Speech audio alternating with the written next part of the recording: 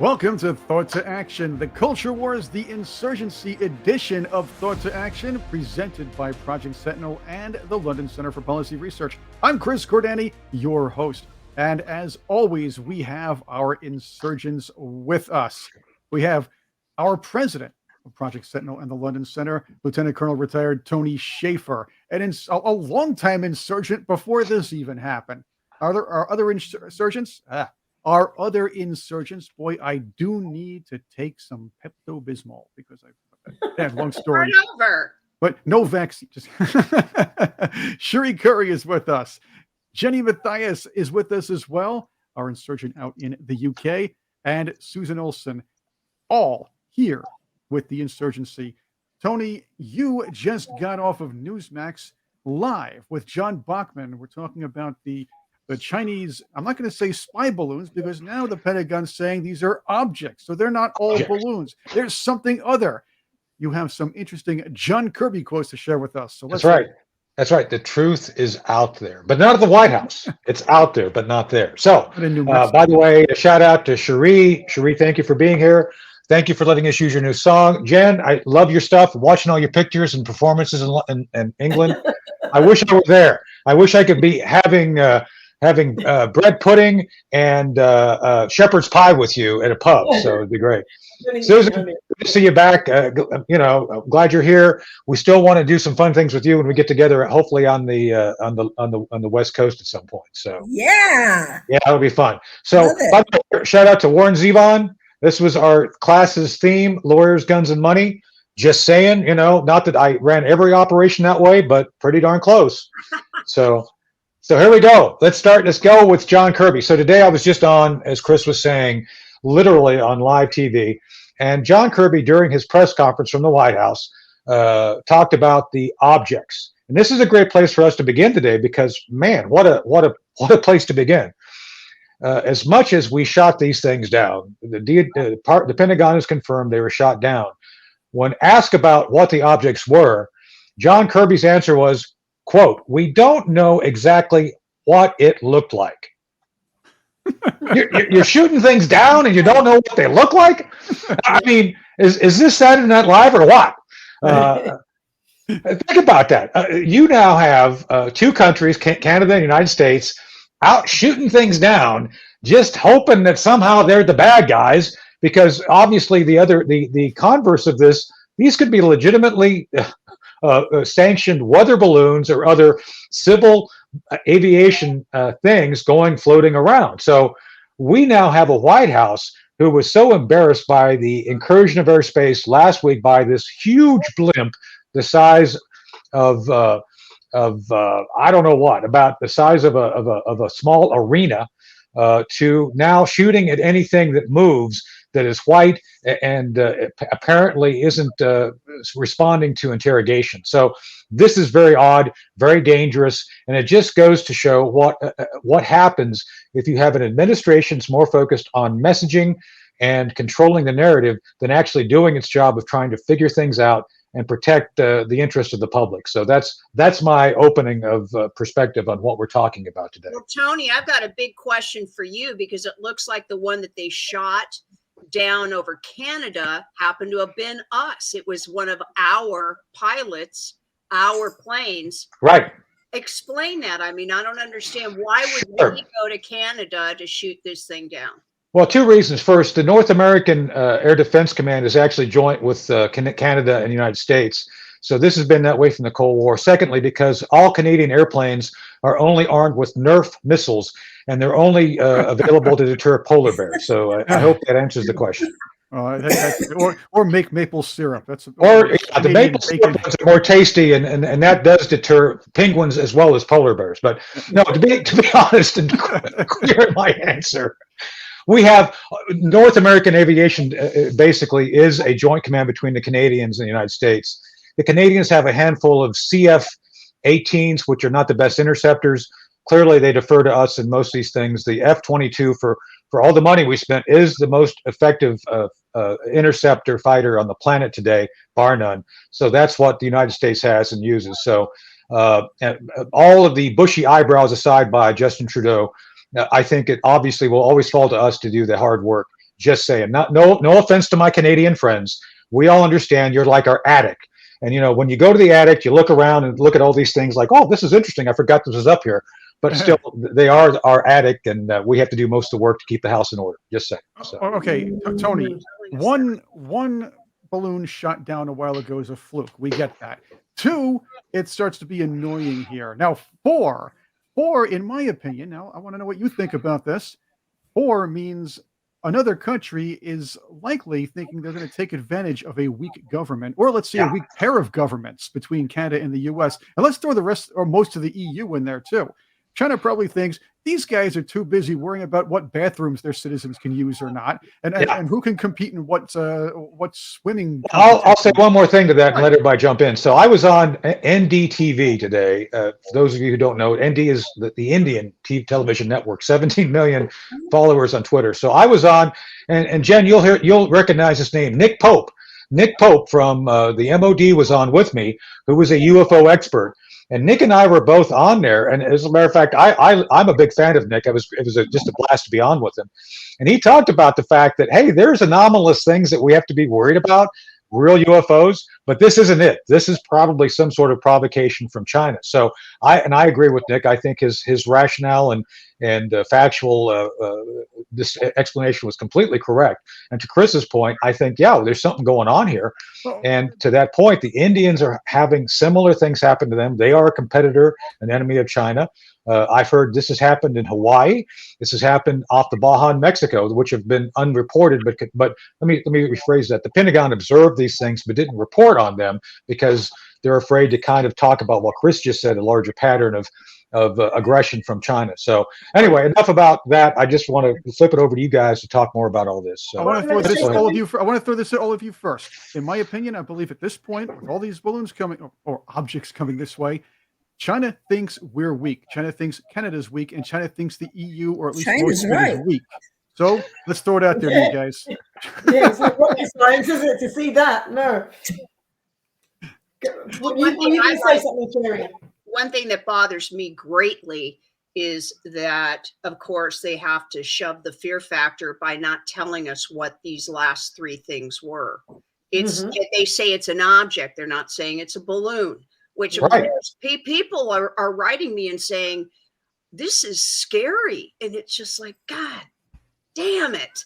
Why are you doing this to us? I mean, we're just regular human beings trying to go on and have a productive life, and it's a balloon, but you're not telling us what it is, just to make us afraid. Or because they don't want us to know that they're in favor of it. I mean, look at how with the first one, we didn't shoot it down until it had completed its mission. Yeah. Saying that we have to wait till it's over the ocean so it doesn't hurt anybody. I'm sorry. There's plenty of places in Montana where it can come down and not hurt anybody. I agree. Yeah. But there's 2 things going on here. One of the things is you've got a massive balloon, whatever you want to call it. Surely someone's accountable to that. And why isn't anybody talking about who did it and who allowed it? And why was it allowed or anything? I don't hear any of that. They're talking. I don't hear enough of it unless they are talking about it. And again, the mainstream media are stopping it. But my biggest thing of all of this is when I see one country after another, and the first person that opens their mouth about it is that horrible guy with the bushy eyebrows. What's his name? Trudeau, right? So and his acting is so effing bad. It's so bad. I mean, did you see him? I saw him yesterday, and you've got to see it. It's ridiculous. But so they're talking about this. Well, what does that say to you? It says to me that it's a distraction. They are distracting us from something more important. Everyone's talking about it. Well, they have to say that there were 6 balloons during the Trump administration. Yeah, which was a lie, by the way. I agree. That's not true. Yeah, it was already proven. It was already proven to be a lie. Here's the other problem I have. We're talking about the balloon being the first object flying over Montana. Well, wait a minute here. If the U.S. government kind of thought this was going to be, it was already happening, or at least they came out and said, well, this is happening, it must have flown over a good portion of North America, and yes, Alaska beforehand. At least that's what the trajectory was. I enjoyed watching Senator Murkowski chew the Defense Department or the people in charge of our safety out about this, saying, "Hey, if it's over Alaska, that's an issue. Shoot it down before it gets there. Alaska is part of America." Well, Chris, there's an inherent contradiction. I encourage our audience to go back and watch the John Kirby interview I'm mentioning. So today is the 13th. It happened at about 1:30 p.m. Eastern time. John Kirby is on the record saying something which just basically echoes everything you all just said. First off, they're trying to rewrite history. According to Kirby, when Biden came into office, they recognized something was up and they did a study. So they knew these balloons were coming. He actually said this just now.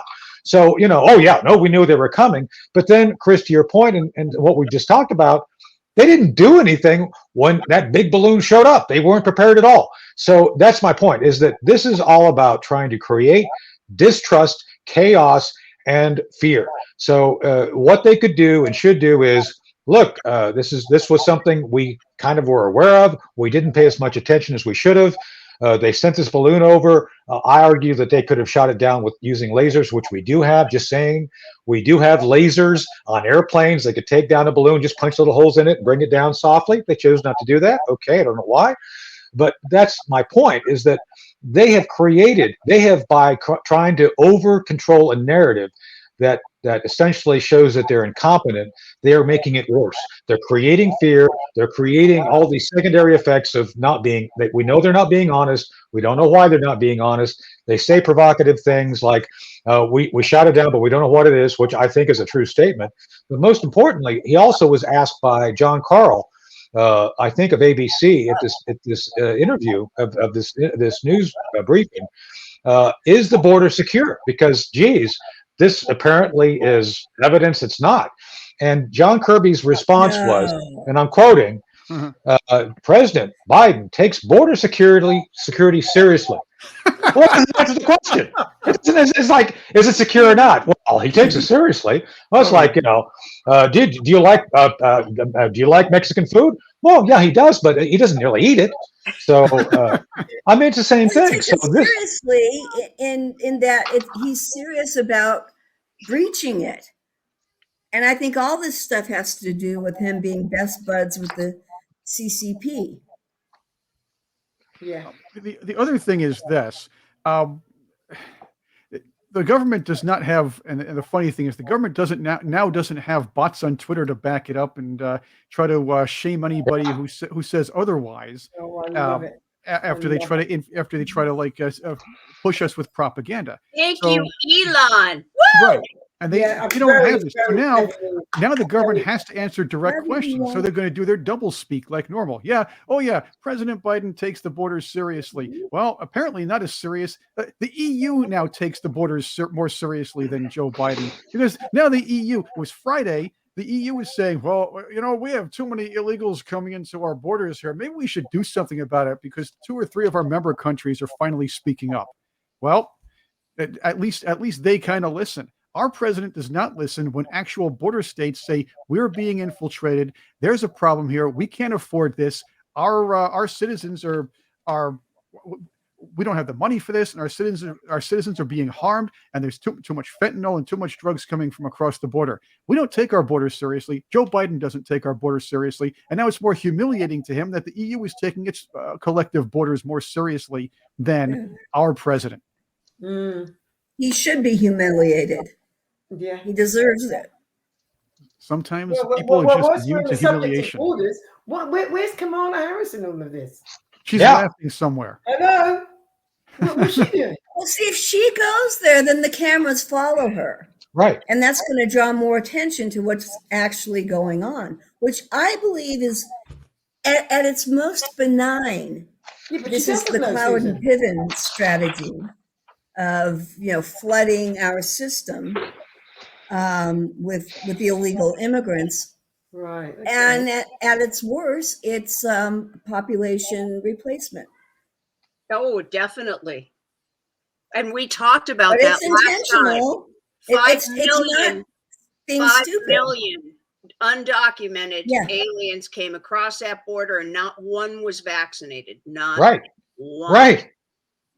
So you have to ask yourself why, So they especially have when no at argument that for COVID time then. they They have were no they argument. were exactly. They were vaccinating our pilots, our military, our police force, our teachers, us.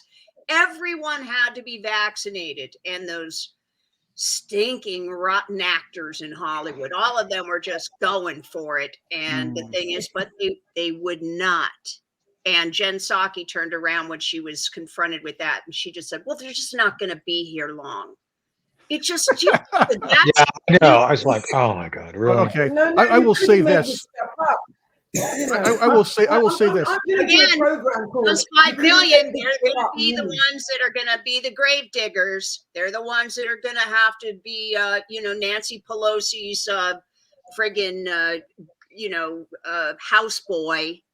I mean, Ice come cream on. valet. Or guard or door guard. Make sure nobody comes in with another hammer. So But you that's know another what? thing. Can I just say No. something? We've got Yeah. a massive problem in the UK going on here. And Ireland, there was a woman came out. She was absolutely fantastic. And she spoke of that thing that you spoke about in Sweden, Susan, where we've got Yes. all of these men. There's not one woman. There's not one child. They've all come across the border. They've gone into all these hotels. The government are paying for them to go into the hotels. Nobody seems to know why.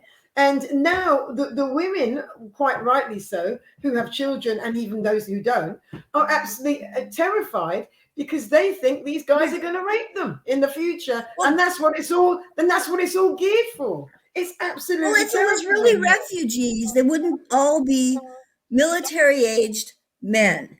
And This is what they Sweden is said. now the rape capital of Europe. Yeah. Well, don't, yeah. And well, God. you know what? One of their solutions was, it was hysterical. Solution. They made these wristbands for the ladies that said in Farsi or whatever, "Don't rape me." Oh, that'll help. Wow, Yeah, that'll that help. was really effective. Don't push the red button. There we go. Okay. Is that a joke, Susan? That's Huh? hysterical. That's exactly what they did. Sorry, who are these? Who is these they? Let me just go over there and back to them. It was in Sweden, I believe. Well, And the wanna- authorities, whoever's in charge, You know, said, I'm "We know gonna- what to do about the rape I'm visiting crisis." Sweden in March, so it's going to be interesting. Well, I because- mean, I love the way they dealt with COVID, but their Who? immigration policy is ridiculous. Who? The Well, English? Here's something. Here's sorry something that's now. here's something about immigration that people do not realize. Many of us, you, Tony, Cherie, Jennie, Susan, we were raised a certain way. We were raised to respect others. We were raised to take care of our things. We were raised to take care of our families. We were raised to defend our neighbors. The thing is, a lot of people who are in charge right now live in some kind of fantasy world or bubble that makes them believe that everybody else from third world countries are raised the same way. Now, yes, Yeah. there are a lot of nice, good, respectful people that come from these areas, but Yes. but what's being brought in are people who are sitting here in these 5-star hotels, disregarding the food they're getting. They're throwing everything, or they're making everything a what's mess. happening. Yeah. They're like you said, raping women in Sweden and of course other countries. They're causing many are committing crimes here in the U.S. We all know about what happened in Newark some years ago. We all know what's been going on in New York City and other urban areas. This is a major problem, but we can't expect, or we can't operate as if everybody is going to act like or is raised to respect what they have here, like we might have been. And it's a complete fantasy. And those who sit there and say, well, we should let everybody in because we have to be nice to everybody, don't understand this. Right. And I remember when our military, the Islamic Organization of Cooperation requested that every reference to Islam be scrubbed from our military training. And Why? you know, I mean, when somebody is raised to believe that they have the right, because I did study Islam for 6 years. If a woman is dressed in a way that shows parts of her body that are forbidden, like ankles, they are fair game, and that's part of Sharia. Right. And that's what they so, believe yeah, when they go into these countries. it's so naive to think that everybody is raised the same, and most people, when they this is not against Muslims, because most Muslim No. Westerners don't even know what's Right. in the Quran and the Hadith. Yes. But if you read what's really going on, then you understand why the terrorists do what they do and why they feel completely justified. Susan, I work in England with a group called the Association of British Muslims, the oldest Islamic organization in England. They support exactly what you just said. They don't believe that following Sharia is the way to go. They've integrated in British society. They like being British more than they like being Muslim. I'm just speaking the truth. They've got members of parliament they love, and so I work with them to fight the very thing you're talking about, because they recognize their religion has to be reformed, and that they do treasure the idea of being part of British society. They value that more than being extremists, and they fight the extremists behind the scenes. So I may get my friend but they do. They fight it as best they can behind the scenes on the very issue you just mentioned. So, and it's our duty to help fight it for them, because right. A lot of them feel that they can't fight it themselves because that would make them an apostate. So it's like we really need to protect our Muslim immigrants by fighting Sharia. That's a fair point. I don't know enough about. They can get in all kinds of trouble for speaking out against the things that they don't like about Sharia. Right. What about Dearborn, Michigan? Dearborn. I mean, honestly, Dearbornistan. Yeah. Well, but the thing is that's right in the middle of the United States of America, and they are running Dearborn like, like a Sharia state. Yes. Yeah. So it's. But that was statistic. I mean, and I think Obama was a large part of this, because, like, look at Minnesota. Why would these people be immigrating to Minnesota where it snows? It's nothing like they're used to. It's to, get these cells all over the country. Well, Susan, and I think Obama had a lot to do with that. He did, Susan, and I said this publicly. Why aren't Islamic nations like Saudi Arabia, Oman, all these very rich nations taking these folks in? Why is it the United States? Because first off, their system of religion is compatible, right? I mean, you're Islamic, you're Muslim, so why aren't you going there? And these countries are rich, hugely rich. Yeah. So why are they coming here? To your point, I think this is social engineering by Barack Obama and those who want to disrupt the culture of the United States and England. I think they're doing this purposely, trying to change things in a way that, and if we resist our ethics, culture, and beliefs being disrupted, you're Islamophobic. Yeah, you're Islamophobic. You're the problem. Anybody that uses that term, to me, I completely write them off, because Islamophobia was popularized by the Muslim Brotherhood. Of course. The problem here is Islamophilia. A terrorist organization, yes. All right. Yeah. Here's the issue here. The word the suffix phobia was is now attached to anything that if let's put it this way, when anti-gay became homophobia, the idea is that you fear homosexuals and homosexuality. Nobody does. Okay. I don't care who you are, what you do. It's a free country. It's a free world in that respect. Do what you'd like. Nobody's afraid of you. Okay? Nobody. Then the idea is, hey, wait a minute. People will back down if, just like in first grade, in the playground, they call you chicken. You remember. Oh, you're chicken. You don't want to climb the monkey bars. You're chicken. The idea is telling you you're fearful of something will make you stand up and say, I'm not afraid of that. Right. and that's the word game they're playing. So everything's now Islamophobia. Okay, Right. no, you can't be anti-Islam, which is still not good. You have to be Islamophobic. So everything that somebody says that the PC crowd, the great resetters, don't want you to say, you're going to be you're anti-climate change. So you don't have climate change-ophobia because that doesn't sound right. But still, everything else is a phobia. You're Islamophobe. You're Homophobia. this or that. Right. It's funny. Why don't Christians should turn around and call people Christian phobes or Catholiphobes? Yeah. Just to play that same game with them and show them, hey, well, you're chicken too. The fact is, though, it's a game. Americans are phobic for everything. We're phobic of everything. Black, xenophobia, that's the big one. Yeah. Right. Islam, homophobes. I mean, it's just under this ridiculous umbrella. And, just like Ronald Reagan said, we're only one generation away from losing it all.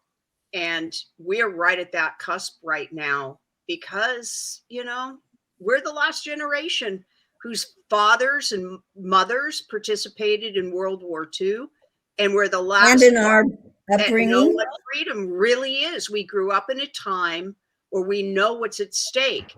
These younger kids, they've got their faces in their iPhones and in their computers, and they have no idea what Mayberry RFD was like or how we grew up, and that's the sad thing is that when we're gone, it's over. Right. Well, Cherie, I have more.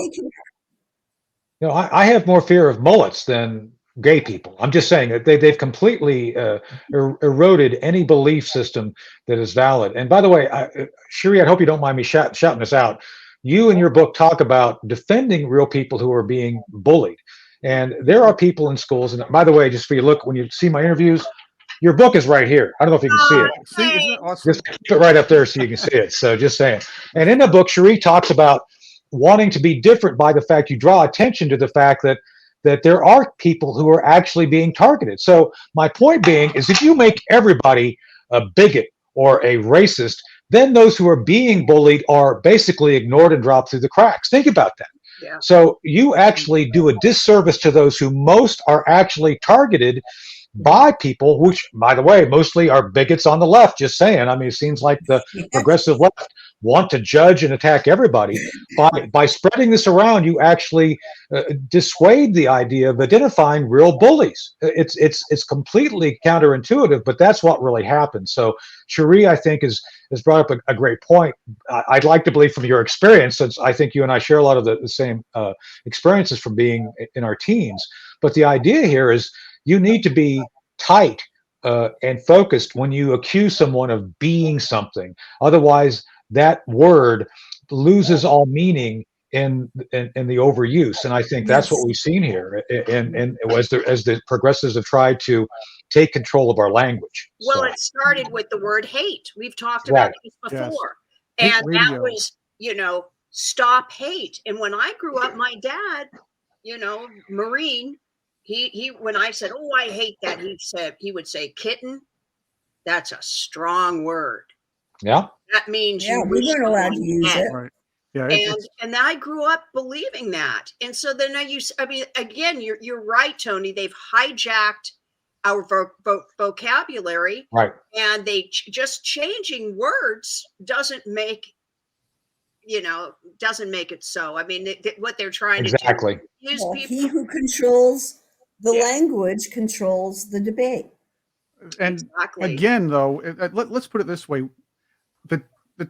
a set of Twitter files hearings was set up last week in Congress. The House Oversight Committee was talking to 3 Twitter executives. Talking about controlling language. Yeah, right. Talking about controlling the language and talk about saying, "Well, I was bullied. I'm being bullied." That's another one. You're trying to these people had control of the nationwide discourse. I'm not saying because everybody uses Twitter, but what happens with Twitter, and people have to realize this. Yeah, we know that maybe 1% of the nation's population use Twitter on a regular basis and screech about things on it, but news media follows Twitter. The people on the left during over the last 10 years followed what was on Twitter to set policy.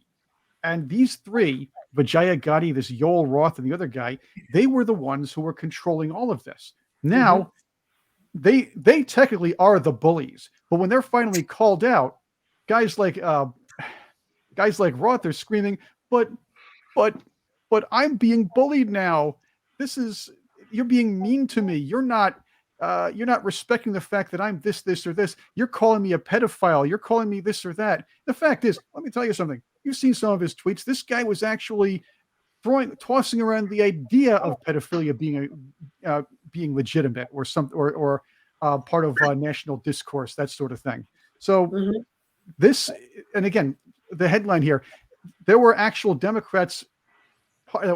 Democrats are part of the committee as well, but they were actually trying to feed Roths. A couple of them were feeding Roth, saying, "Weren't you bullied and weren't you chased out of your home over what happened?" Well, he was picked on and chased out of his home over what he did to the country, what he did to national discourse, and how he controlled the actual media. Yeah, right. Yeah. Right. So you pay the price. Yeah, sometimes Yeah, it is. It's called karma. Right. He's not karma, being bullied. He's not being bullied. He's suffering his comeuppance. And you can't sit there and say, "No, you can't do that to me." They could take. So him and Taylor Lorenz are the worst of the group. They're taking shots at everybody they want, and then when somebody calls them out, "Oh no, you're bullying me! Don't do it to me." I love watching her cry. I do too. What a hypocrite. I just laugh. God, it's like, the rules just do not apply to them. No. Right. But They think they're safe. Right. They think they're safe and they can take pot shots at anybody they want and without being called out. And that's another thing. Over the last maybe 30 years, we've become an environment where certain people believe they're untouchable. And these are like that.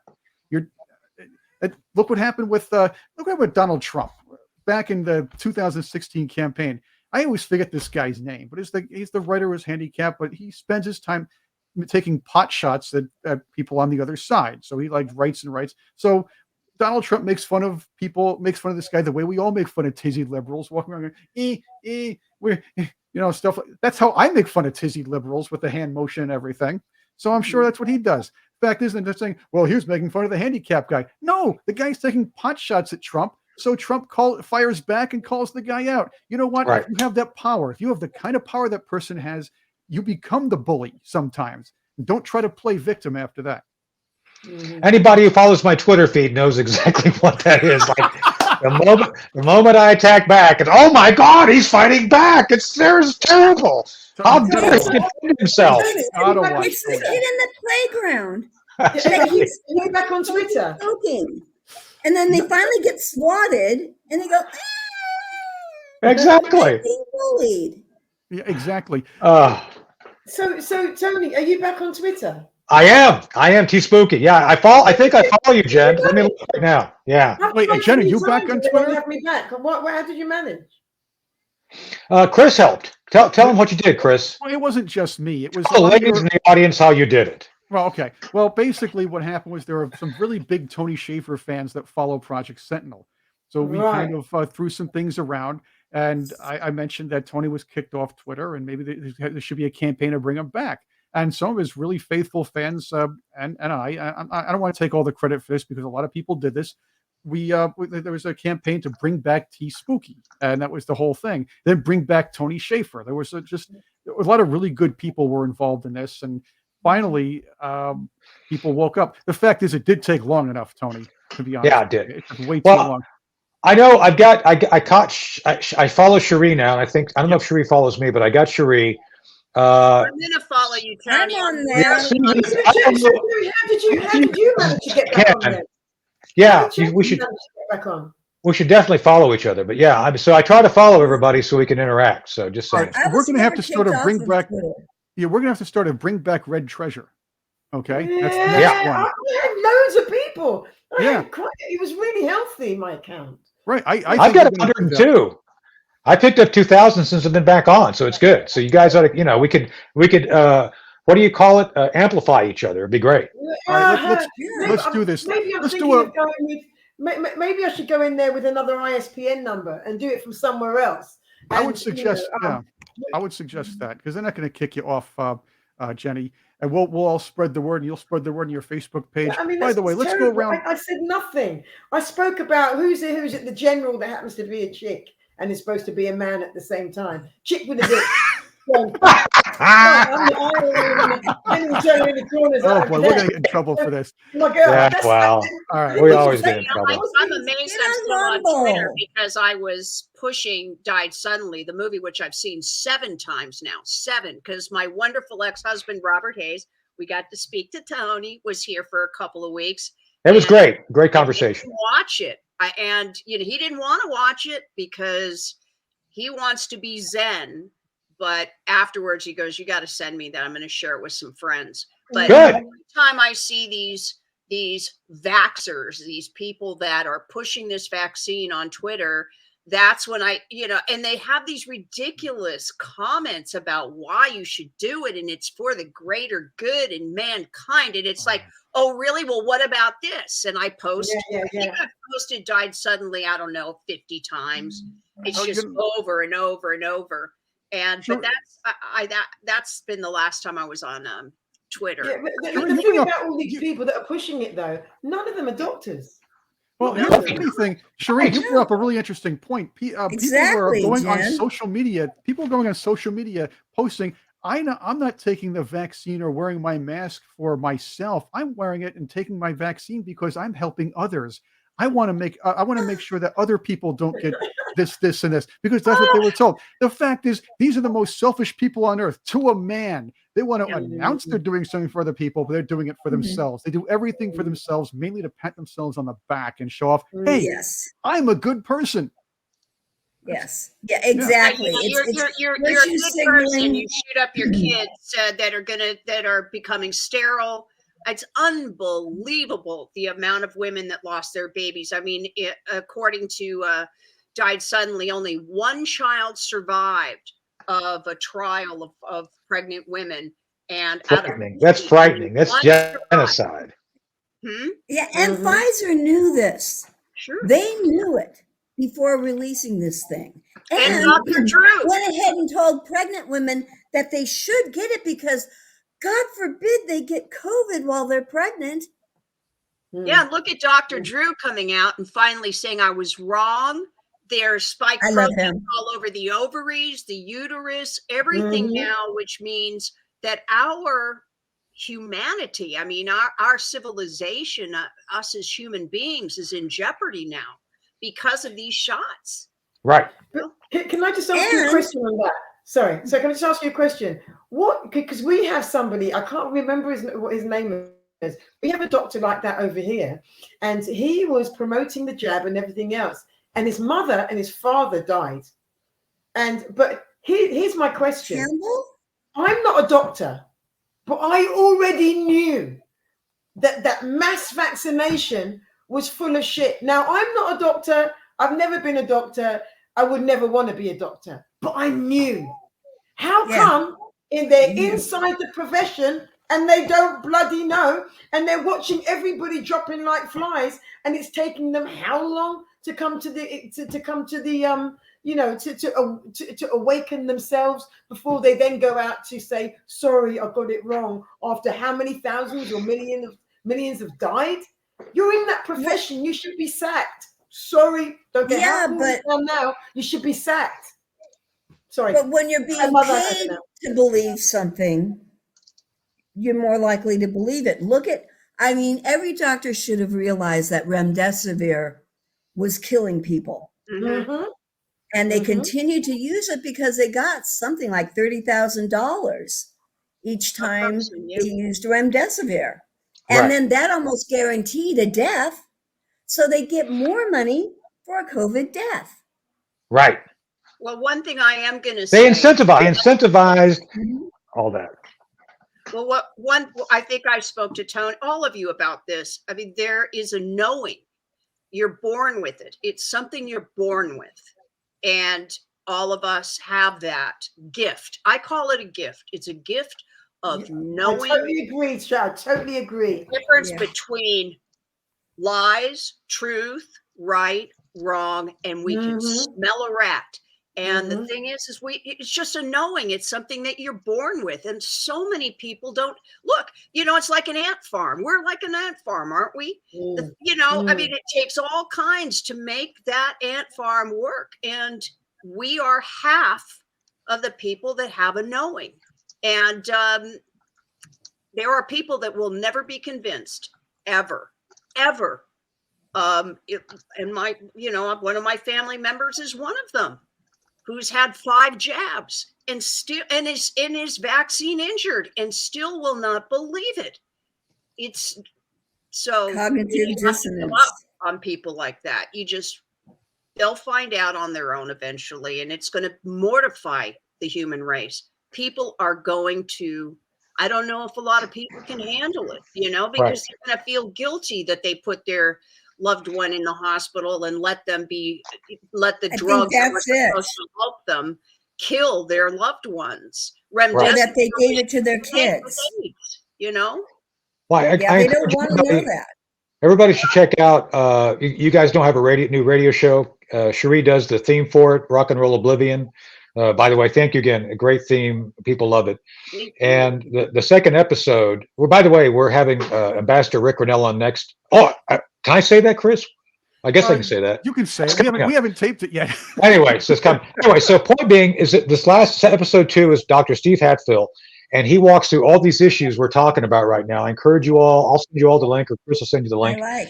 Most importantly, we go through all this with an actual virologist who Steve talks about his White House experience, talks about his battle with a garden gnome named Anthony Fauci. I actually asked him, I didn't get an answer, but I said, Steve, did he have to have like a booster chair at staff meetings to sit up on so he can get up and look over the table? Mini Mangala. Yeah. So anyway, it was a good interview. So my point being is that those voices were stifled, as you guys were alluding to, by Vijay God or whatever her name is, and all the Twitter. Jaya Gotti. But she was paid $17 million. She was paid $17 million a year to keep good skin and censor people. Did you know that? I mean, look, she's just got perfect skin, which I'm not saying is a bad thing. It's a good thing. She's got perfect skin, and $17 million, as you guys know, will buy you a lot of facial care products, right? Am I not right? Well, not for me, but that's a lot of money to be spent for censoring the American public and actually causing conditions for people to get the wrong information and make the bad medical decisions. Gotti being not a medical person, just saying. So. Well, you know what I heard, and maybe you can help me with this, or Chris, you can look this up. Was that Freddie Mercury, Fauci was helping Freddie Mercury when he was diagnosed with HIV because it was AIDS. AIDS was developed from these horrible drugs that were given. And so Fauci was helping Freddie, and Fauci offered to help Magic Johnson. Magic declined. Yeah, smart guy. He helped Rudolph Nureyev. But did you say Magic still alive? Did you say Magic Johnson? Is he still alive? Magic Johnson. Yeah, still doing fine. Yeah. Yes. He must have let Magic have the drugs that That's work. a good story, Jerry. Look at the Dallas Buyers Club. If you haven't seen that movie, I have. Same situation. Repurposed, inexpensive drugs were banned, and you were given one solution, which was AZT, which killed you, right? Just like remdesivir or the vaccine. Right. And so, if you watch the Dallas Buyers Club, there is an antagonistic doctor mentioned in that. In the original script, his name was in it, and I guess some lawyers came along and said, "Don't you dare put his name there." Jesus. But the name was Fauci. I see. Yeah.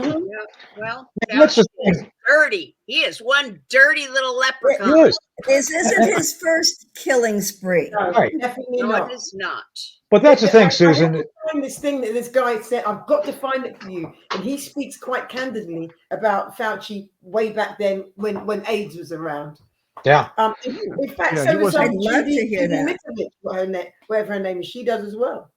So That's the thing, Jen, and to that point, they removed from the lexicon any common sense ways of dealing with this. Being healthy, zinc, vitamin D, actually trying to get out in the sun, don't wear masks. Masks simply make you ill by the fact you have to recirculate bad things to begin with. All the things that we knew and doctors are trying to say, hey, this is the truth, was suppressed. And I do believe Anthony Fauci Dr. Gardenome was paid handsomely to look the other way, even during the AIDS thing. I think he was taking money. I think the guy's as dirty as they come. So, well, and So the the que- goal the- with Along with his AIDS wife. and with COVID was to Well, the- gin up the death numbers Yeah. so that The people question- would be afraid. So they killed as many people as they could. Well, the Well, question there's about that is, though, what Mhm. about the people in government who are a party to all of this? Are they paid? Are they involved? Are Yeah. they They the know. engineers? Are they that stupid that they didn't realize that the engineers or the puppeteers were kind of working over their heads? They're way too selfish, Chris. These politicians, it's Yeah. all about them. You think they're going to put some jab in their bodies that course not. might kill them? No, they knew. You think Biden, those shots, or Kamala, or any, when they would sit on camera, you think that was the actual vaccine? I know it isn't, because Well, I know that Congress is exempt. exactly, they're exempt, but you would never give something that has not been tested to the president of the United States. You wouldn't. Would I you? think they might have given it to Trump, though, Oh, he in the took it. And hopes he of actually getting told. rid of him. Well, he got told the. ivermectin. He got Right. he got all those good drugs, which, Right. by the way, ivermectin still, the pharmacies are not Well, releasing let's all ivermectin be even with a fair. doctor's order. Let's all be fair. It was Donald Trump who did instill or did start and engineer Operation Warp Speed. This is something we have to remember. I mean, not No, but everybody you know was what? perfect He's in all of lost that. my support. No, but you know what? I'm sorry, but hey, by the way, where's Nancy? I just realized Nancy's uh, like, She's at jury duty. talk about the Right. subject. Well, Nancy will be here with us next time, hopefully. Yeah. No, Definitely- but you know what? I have this conversation with loads of people, and the thing is, it's all very well for us to talk about, and Donald Trump did this and Donald Trump did that, but you also have to remember that he was surrounded by all these people that he did not know at the time were absolutely real bastards, and one of them was that woman Totally Briggs. agree. And she's Right. now admitted that she gave him the misinformation. She's Right. going Absolutely. down. Yep, that's She's true. going down. That's They're all going down. But Trump will not. My thing though is, Trump is between a rock and a hard place, and if he didn't do the things that they told him to do, then he would have been blamed for every death. I mean, he really couldn't was anyway. do anything other than what he did. But Right. the fact that he still makes the claim that the vaccine is great and it saved hundreds of millions of lives, I don't forgive him for that. That's problematic. Yeah, we talked amongst ourselves on this. I think that's something he needs to address. Yes. No, but you know what? I think there's a twist in the tail with that. I think there's an awful lot of twists in the tail with Trump, because he's still in a position where he actually can't speak unless if he goes out full, and does the full Monty with everybody. You know what it's like for him. They come down with him on him like a ton of bricks. There's so many things that I read. No matter what he says. No, but No, Jenny, no, he's no. beaten all that stuff so many times. The man's beaten COVID, 2 impeachments. He's beaten the media down on several occasions. He's not but- afraid to stand up to it's things time like for that. him to Chris, tell how the long Perhaps- has truth. it taken? No, How but long keep has in it mind. taken? All right, here's the way I see. We're Here's the all way I see it. distracted by that nonsense. No, what I'm Here's- thinking is, he's probably done us all a favor. I know that sounds really bad, but I think it would have been worse if he hadn't have done what he did with the vaccines. If everybody would have been on a lockdown and everybody would be jabbed. I'm telling you now, he did what he did. What he did probably saved millions more. And that is what I'm thinking when he's turning around and saying he saved millions. But we will see. We will see. Well, hold on. Now, keep in mind, he is definitely for the vaccine. He's told people to do it. He's been at rallies telling people to do it. But he also came around and said, we should look at alternative treatments. Thank and you. that's where he was slim. He's not Thank afraid you. to see that. Yeah, but the thing is, don't you think he had to say, like what Susan just said? He's, maybe he had to say that because of the way they were with him, and how the press but are. He would He never. doesn't No, have to keep Minds of the saying it, people. and he doesn't have to accuse DeSantis of pedophilia, no, which that I was think ridiculous. is the lowest of low. No. that- I think there's a game going on there. I honestly think that there's I think he's it's a smoke and terrified mirrors of thing. DeSantis. Well, yeah. Huh? He's a showman. He's a showman. He's doing his thing. And I think sometimes he something goes else over the is going line. on. Yeah, No, a no, lot no. of times I think it's smoke and mirrors. I think it's Yeah, I probably. think they're playing a game for those for the elite to see and watch. And I think they're going to be coming together. I don't think there's any hatred towards them. I He's a honestly very don't. egotistical human. well, he was Yep. he was You one of know, them before bottom that. line, he was faced with something that he didn't expect, and he was surrounded by supposed professionals like Fauci and Scarf Woman and everybody else. But you know, this warp speed was the fact that he believed that he could do something that hadn't been done before, and that Right. fed Right. his ego. Right. Yeah. So But to he can't Cherie's let point, go of it now. You got a point there. You have a point there. to Cherie's point, watch the thing with Steve Hatfield, because Steve was in the room with these guys. He was working for Peter Navarro, who was the trade guy, and so Steve talks about the dynamics a little bit in this interview we did with him. Right, Chris? Chris Yes, had to he clean it does. up, by the way. I love Steve, but he talks too long. Just saying, Oh, hey, Steve, if you're listening, we say that with all due love, but But we the had thing to is, shorten it up. the thing is, Dr. Hatfield has so much information that Yes, that's been suppressed for so long. yes, Well, we should have had a 2-hour show with him. To and be we honest. can. We'll have him back. We'll have him back. Right, right. So The fact is, though, the fact is, though, yes, he was in the room with these people. He was in the room with other people. He's one of the most trusted virologists in the country. Of course, until he said something that goes against the yeah, the you know, grain. he got they came after him for the anthrax Yeah, attacks. he's been used to Robert yeah, Mueller and a guy named Comey came after him, thinking that he was doing the envelopes with anthrax back in 2002, and he wasn't. He sued him and won I think it was $30 million because Mueller and Comey, there's two names for you, went after him trying to pin on Steve the anthrax attacks, which he was clearly innocent of. And God bless Steve. Steve has come back and used that money to fight against government corruption ever since. So that's another reason that he's such a great guy. And he Yeah. is working on a new book, by the way. So Yeah, he that's is. something He to think is. about. So Which will outline all this. He's Right. working on it and will outline all the stuff we're talking about. But look, Tony, can I ask you a question? Because you've Sure. been in the military, you've been through so much. Is this the worst you've ever seen as far as corruption of government and tyranny, in your opinion? Yeah. Have you ever thought you'd see anything like it? That's an excellent question, Cherie.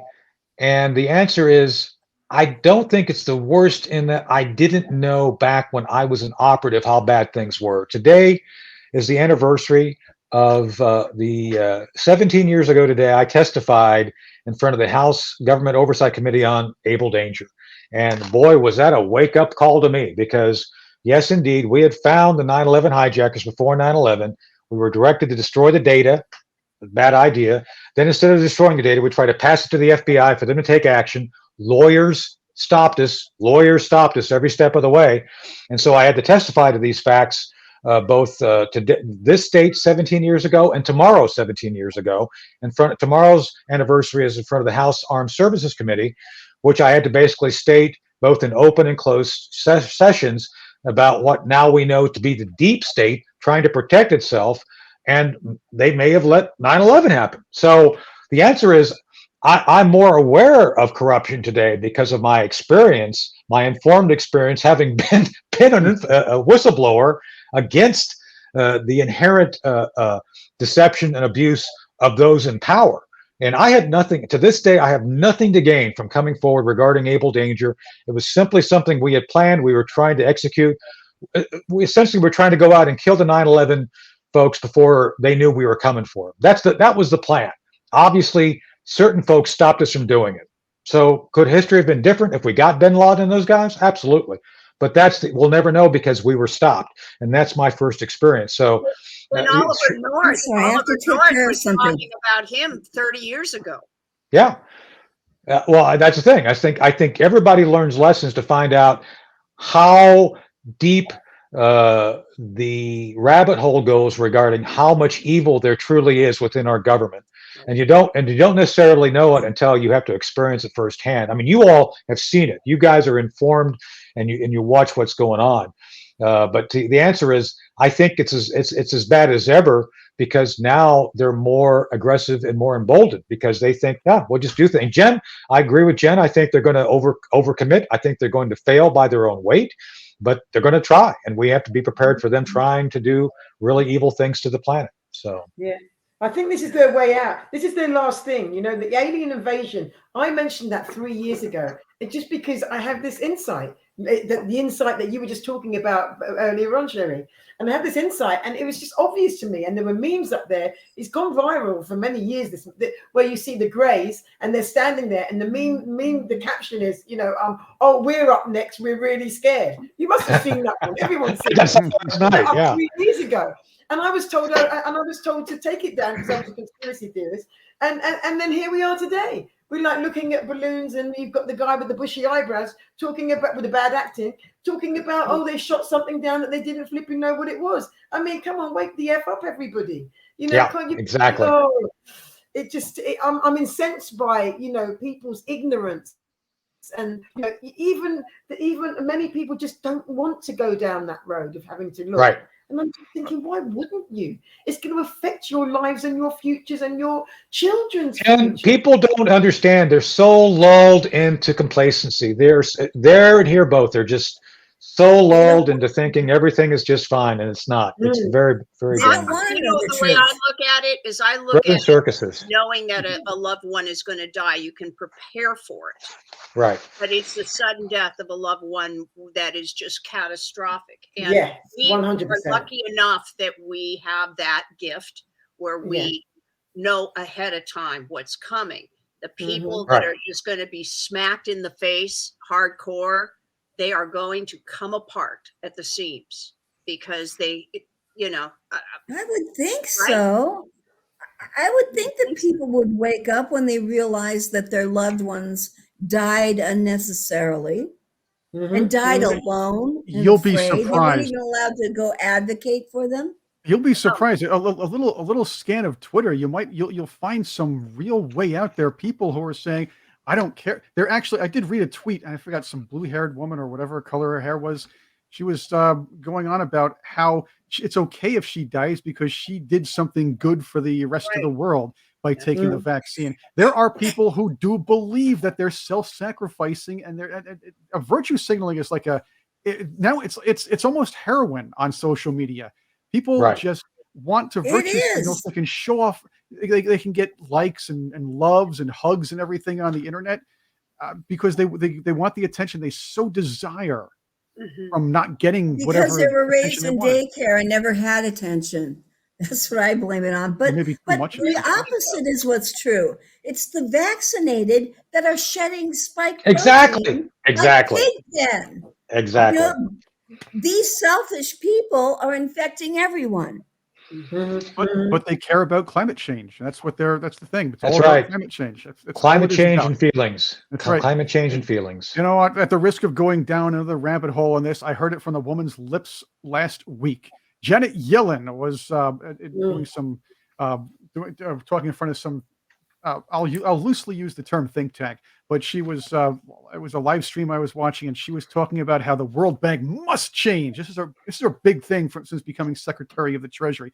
The World Bank must change to tackle what she calls global issues, global needs. Issues. But the fact is, she said climate change, and climate change is one of the big things. And not only that, she said, and regional banks should do the same thing. So right now, her and the other great resetters want the world banking system and our local banking systems to spread wealth in the name of climate change. And that's exactly. Can I just say something about this? It might be my convoluted logic, but that's what I heard. Okay. Yeah.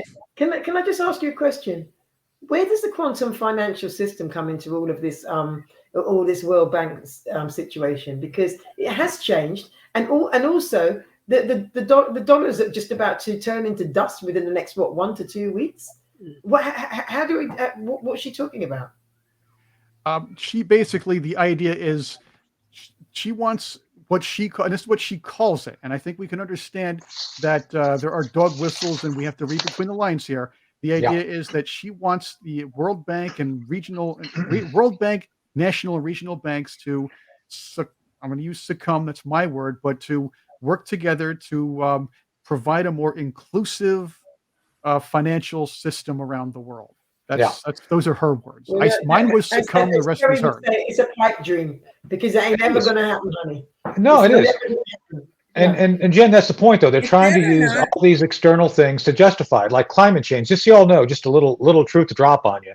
In the last 11,000 years, right now, we are 1 degree higher than we were at the lowest planetary degree for the last 11,000 years. And we're a full 2 degrees lower than the hottest spot of the last 11,000 years. So 11,000 years ago, it was hotter then than it is now.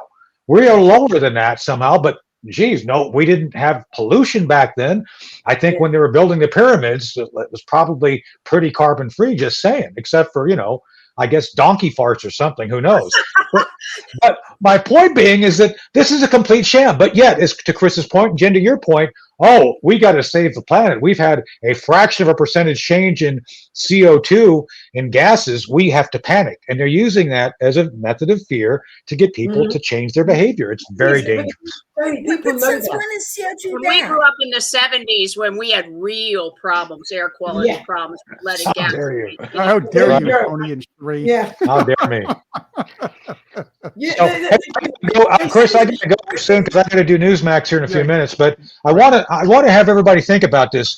You're all real entertainers, so I was going to show this up. You see this is when you lip sync when you lip sync and touch your butt and smell it. Is that entertainment these days? No. I'm just asking because that's what passes for entertainment now. That's Rhiannon and her Rhiannon. Yeah, apparently she was touching things and smelling them and then lip syncing. So I don't know, maybe I'm missing something. Maybe that's entertainment or something. I mean, you guys are not. You guys have the inside scoop. You don't. So just saying. I don't know. I don't think it's entertainment. Satanic thing on the Grammys. Well, we just got ourselves into this one now too. But the fact is, No, let's talk about you know what the halftime show is? The halftime show means get up and get a sandwich and some more beer. Yeah, right. Well, we're gonna have to do another. I'm sure. Look, the This is Oscars great. are coming up. You guys are great. This is always fun. This is always great fun to have you all. I never got a chance to show my boss. Let's do it next time. Let's do that next time. A deep dive. We have a deep this, dive. Yep. Is that yours?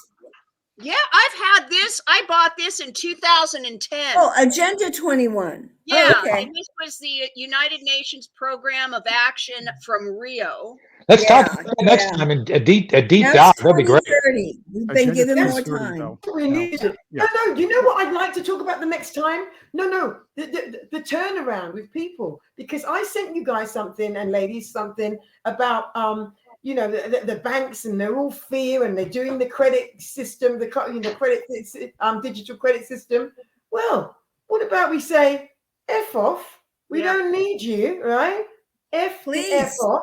And guess what? We've got our own people that can do the same shit. And goodbye. We don't need you. So you can take your rubbish away. We're looking after ourselves now. Yes. Well, that's all it takes. And of course, that's exactly what it takes. And of course, we are the solution.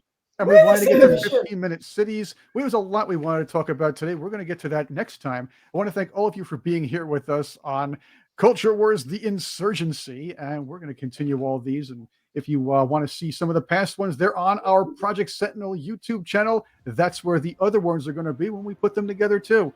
Thank you all again for being with us. Cherie, Tony, Jenny, and Susan. We'll have Nancy with us next time. Maybe we'll have some more people pop in and out as well.